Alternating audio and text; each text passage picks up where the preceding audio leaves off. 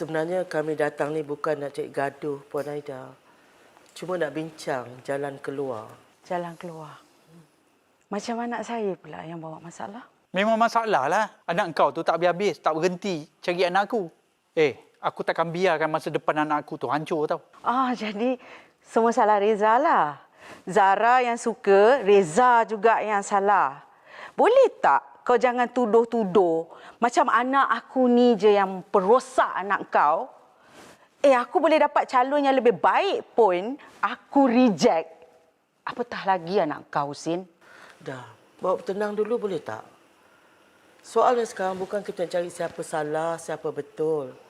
Kalau kita biarkan dia orang akan cari jalan. Jadi kita yang kena cari jalan, sekat dia orang awal. Aida, kita kena pantau dia orang ni. Aku dah suruh dah orang-orang aku ikut Zara tu ke mana-mana. Kau pun kena buat benda yang sama.